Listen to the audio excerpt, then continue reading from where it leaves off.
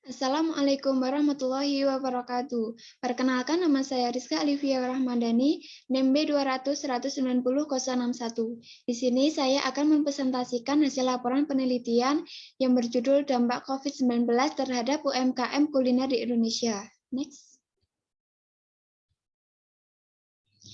Dari latar belakang masalah ini, laporan ini berisikan hasil penelitian dampak COVID-19 terhadap UMKM kuliner di Surakarta, yaitu dampak dari wabah COVID-19 ini sangatlah berpengaruh kepada perekonomian di berbagai negara, salah satunya yaitu Indonesia. Bahkan berbagai lembaga memprediksi pelemahan perekonomian di berbagai negara pula. Laporan hasil penelitian ini yaitu menciptakan bagaimana strategi-strategi UMKM di Indonesia bisa kembali normal perekonomiannya seperti sebelum adanya wabah COVID-19. Next. Yang kedua yaitu rumusan masalah. Berdasarkan latar belakang tadi, yang menjadi permasalahan dalam penelitian ini adalah sebagai berikut. Yang pertama yaitu bagaimana sebaran UMKM di Surakarta yang terdampak COVID pandemi 19 ini. Yang kedua, bagaimana strategi bertahan dan berkembangnya UMKM di masa pandemi COVID-19 ini. Next. Yaitu selanjutnya ada tujuan dan manfaat, yaitu yang pertama tujuan. Yang pertama mengetahui dampak yang disebabkan oleh pandemi COVID-19 di Indonesia terhadap perekonomian Indonesia. Yang kedua, mengetahui perkembangan UMKM di Indonesia atau Surakarta selama pandemi COVID-19 ini hingga penelitian ini dilakukan. Yang ketiga, mengetahui strategi yang dilakukan oleh UMKM di Surakarta untuk bertahan dan berkembang bisnisnya di tengah wabah COVID-19 ini. Yang keempat, mengetahui strategi bertahan dan berkembangnya UMKM di masa pandemi. Yang kelima, yaitu mengetahui sebaran UMKM di Surakarta di masa pandemi COVID-19. Yaitu yang selanjutnya, yaitu manfaat. Yang pertama, yaitu dapat memberikan informasi manfaat kepada masyarakat umum yang memiliki UMKM khususnya kuliner. Yang kedua, membantu para UMKM praktisi dalam penggunaan sosial media dan e-commerce sebagai strategi bertahan dan mengembangkan usaha di tengah pandemi COVID-19 ini, sehingga usahanya dapat berkembang dan tumbuh di masa pandemi seperti ini. Yang ketiga, memberikan manfaat, pengetahuan, dan strategi dalam UMKM di masa pandemi COVID-19 ini. Next. Selanjutnya yaitu dampak COVID-19 terhadap perekonomian di Indonesia, yaitu tahap bulan Maret 2020 awal virus corona COVID-19 ini mulai masuk ke Indonesia. Tentunya dengan masuknya pertama kali virus COVID-19 ini memberikan dampak yang secara tidak langsung terhadap perekonomian di negara Indonesia. Virus COVID-19 ini adalah penyakit menular yang disebabkan oleh coronavirus yang paling baru ditemukan. Virus dan penyakit baru ini tidak diketahui sebelum wabah dimulai di Wuhan, Cina pada bulan Desember 2020 dan masih berlangsung hingga saat ini. Dampak virus corona atau COVID-19 pada perekonomian di Indonesia adalah terlihat pada sektor perdagangan. Di sisi lain, virus corona tidak hanya berdampak negatif, namun juga berdampak positif bagi perekonomian pada sektor perdagangan di Indonesia. Salah satunya yaitu adalah peluang memperkuat ekonomi dalam negeri dan juga terlaksana karena pemerintah akan lebih memprioritaskan dan memperkuat daya beli dalam negeri daripada menarik keuntungan dari luar negeri begitu. Bukan hanya pada sektor perdagangan saja, tapi dampak virus COVID-19 ini juga dapat dirasakan pada sektor pariwisata. Karena apa? Karena keterbatasan wisatawan yang berkunjung ke Indonesia. Jadi wisatawan itu bisa berlibur di negaranya sendiri begitu. Next. Nah, pada saat itu telah muncul virus yang meresahkan, yaitu yang berdampak pada pertumbuhan perekonomian di Indonesia, bahkan di seluruh penjuru negara. Dalam akibat virus COVID-19 ini, Kementerian Koperasi dan UKM atau Kemenpot laporan 949 pelaku koperasi dan usaha mikro kecil menengah ke atas. Menteri Sri Mulyani mengatakan penyebaran virus corona atau COVID-19 ini yang masih di Indonesia membuat perekonomian di Indonesia membuat penurunan pada kegiatan ekonomi. Itu terjadi pada berbagai sektor lembaga keuangan itu seperti perbankan hingga konsumsi rumah tangga yang menurun. Konsumsi rumah tangga turun bisa mencapai 2,60%. Investasi juga ikut turun. Itu kata Sri Mulyani. Selanjutnya yaitu di sektor konsumsi rumah tangga terjadi ancaman kehilangan pendapatan masyarakat karena tidak dapat bekerja untuk memenuhi kebutuhan hidup. Terutama rumah tangga miskin dan rentang sektor informal, kemudian penurunan lainnya juga terjadi pada UMKM. Pelaku usaha dapat dilakukan kegiatan usahanya sehingga terganggu untuk memenuhi kewajiban kredit. Kondisi itu membuat NPL kredit perbankan untuk UMKM dapat meningkatkan secara signifikan, sehingga berpotensi semakin memburuk kondisi atau menurunnya pendapatan untuk masyarakat. Next. Keluhan kepada pelaku UMKM yaitu yang pertama, penjualan menurun dan produksi terlambat. Yang kedua, distribusi terhambat. Yang ketiga, kesulitan bahan baku. Yang keempat, kesulitan permodalan. Next.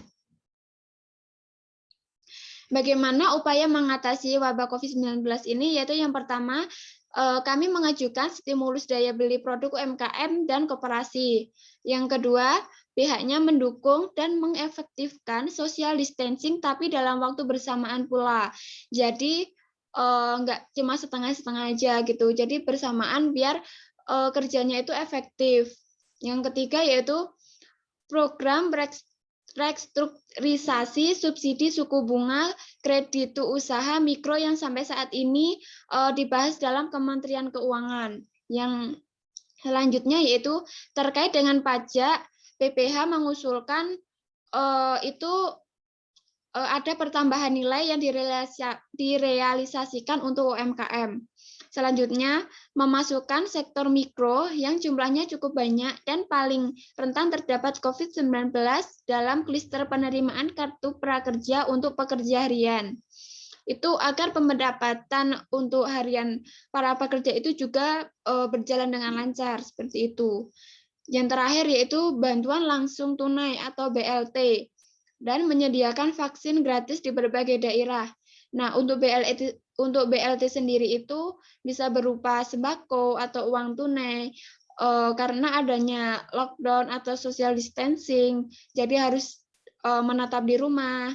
Jadi harus ada pertukaran sembako untuk memenuhi kebutuhan hidupnya. Yang kedua adalah vaksin gratis. Vaksin gratis ini untuk menanggulangi kejadian terkenanya COVID-19. Next.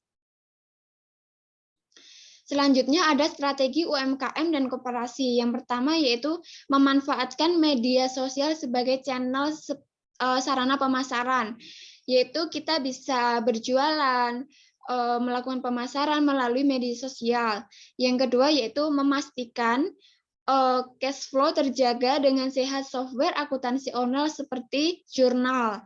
Yang ketiga, membuat fitur jurnal Pay juga memudahkan pemilik usaha menerima pembayaran dari pelanggan, yaitu kita bisa menggunakan ShopeePay, GoPay, seperti itu.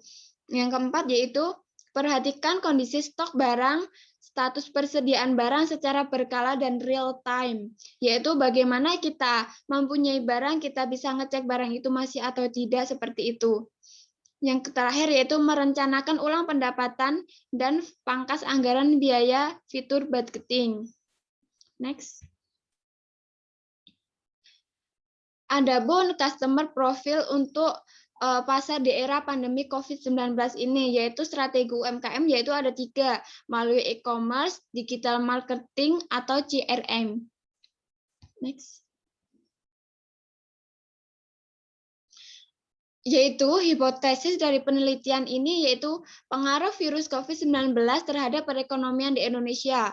yaitu adanya pengaruh virus COVID-19 terhadap perekonomian di Indonesia dan tidak adanya pengaruh virus COVID-19 terhadap perekonomian di Indonesia. Maksudnya ini ada pro dan kontra antara adanya COVID-19 atau tidak adanya. Nah, yang kedua yaitu pengaruh virus COVID-19 terhadap UMKM kuliner di Surakarta. Yaitu adanya pengaruh virus COVID-19 terhadap UMKM kuliner di Surakarta, yaitu tidak adanya pengaruh virus COVID-19 terhadap UMKM kuliner di Surakarta. Next. Dari penelitian ini, kami menggunakan metode penelitian yaitu kualitatif deskriptif, yaitu model penelitian kualitatif deskriptif, yaitu jenis metode penelitian yang tepat guna untuk menangkap persepsi seorang hanya dengan kontak langsung, yaitu kita harus wawancara langsung. Nah, waktu dan lokasi penelitian yaitu kita menggunakan tempat di Surakarta, salah satu pemilik kuliner di Surakarta. Kita penelitian pelaksanaannya pada tanggal 1 Juli 2021, semester genap tahun ajaran 2021. Selanjutnya, teknik pengumpulan data. Teknik pengumpulan data ini yaitu kita dengan cara menggunakan wawancara kepada seseorang dan studi pustaka. Studi pustaka di sini maksudnya kita mencari referensi dari internet, majalah, koran, berita-berita di sosial media seperti itu. Untuk alat dan bahan penelitian yaitu kita menggunakan handphone, laptop, dan alat tulis. Untuk variabel penelitian di sini kita menggunakan dua variabel yaitu variabel bebas dan variabel terkait. Untuk variabel bebasnya kita digunakan untuk adalah COVID-19. Untuk yang kedua variabel terkait yang digunakan adalah UMKM kuliner di Surakarta. Nah, dari tadi kita tidak menyinggung kuliner apa yang kita diteliti oleh kita, yaitu kita meneliti toko makaroni mewah. Alamat toko makaroni mewah yaitu Jalan Gajah Mada nomor 140 Banjarsari, Surakarta. Toko buka pukul 9 sampai 21.00. Nah, toko makaroni mewah ini adalah salah satu produsen makaroni yang berbeda, yang mempunyai cipta rasa yang berbeda. Nah, makaroni mewah ini telah memiliki usaha sejak bulan September tahun 2014. Nah, penggunaan kata mewah sendiri digunakan untuk menciptakan rasa pedas pada menu makaroni tersebut. Nah, makaroni mewah ini bahan utamanya yaitu tepung terigu dengan bumbu yang rasa pedas itu diolah sendiri dengan cipta rasa yang sendiri. Nah, makaroni mewah ini dicampur dengan rasa pedas dari cabai asli yang menjadi kuliner makanan yang sangat booming di kota Surakarta. Next. Hasil dari penelitian ini yaitu kita menyimpulkan bahwa hasilnya yaitu hasil saat pandemi. Sebelum adanya pandemi ini, makaroni mewah ini sangat ramai peminatnya, akan tetapi setelah adanya COVID-19 ini perekonomian atau hasil dari usaha makaroni ini sangatlah turun. Dengan demikian adanya strategi penjualan secara tidak langsung kita akan memberikan arahan untuk pemasarannya. Kita menggunakan sosial media. Nah, begitu kita akan bisa mengetahui perekonomian menggunakan media digital itu semakin melesat dan semakin membaik. Next.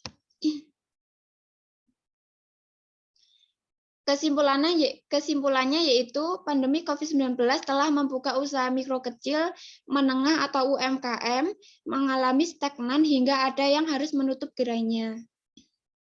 Hal itu disebabkan perubahan kebiasaan baru dengan penerapan protokol kesehatan. Dalam konteks ekonomi Indonesia, pandemi COVID-19 ini akhirnya dapat mendorong terciptanya ekosistem baru, yaitu kewirausahaan digital. Dengan kata lain, ekosistem telah mendorong para pelaku UMKM untuk memulai bertransformasi ke ranah digital. Meski begitu, selama ini pemerintah telah berupaya mendorong program digitalisasi pada UMKM di Indonesia. Hal ini dapat dilacak dari adaptasi para pelaku UMKM untuk menggunakan marketplace dan media sosial untuk pemasaran digital. Peranan platform media sosial juga telah menjadi tumpuan utama pada pelaku UMKM. Selain itu, pelaku UMKM juga mulai beradaptasi menggunakan berbagai aplikasi pendukung seperti platform keuangan digital. Next. Meski demikian, upaya pengembangan UMKM digital juga harus didukung oleh peran pemerintahan dan Kementerian Koperasi dan UMKM. Dikarenakan pelaku UMKM masih membutuhkan banyak dukungan dan permodalan yang notabene berasal dari kewirausahaan di masa pandemi ini. Pemerintahan dan stakeholder pendukung maka bisa dipastikan proses transformasi digital UMKM. Digital pasca pandemi COVID-19 ini juga harus menjadi prioritas utama pemerintahan dan semua stakeholder agar ekosistem ekonomi digital di Indonesia tetap berjalan dengan baik. Nah, sebabnya pengembangan UMKM digital juga akan ikut berkontribusi dalam memperkuat ekosistem kewirausahaan digital di Indonesia. Pada akhirnya, laporan hasil penelitian ini berpendapat bahwa pengembangan UMKM di masa pandemi COVID-19 dapat menjadi salah satu alternatif, yaitu pengembangan UMKM di era ekonomi. Selain itu juga pengembangan UMKM juga menjadi salah satu strategi penyelamatan UMKM agar tetap eksis di masa pandemi COVID-19. Lebih lanjutnya yaitu berbagai program transformasi dan pengembangan digitalisasi UMKM dapat mempercepat proses transformasi digital dalam ekonomi di Indonesia. Next. Terima kasih presentasi dari saya. Bila ada salah kata mohon dimaafkan. Wassalamualaikum warahmatullahi wabarakatuh.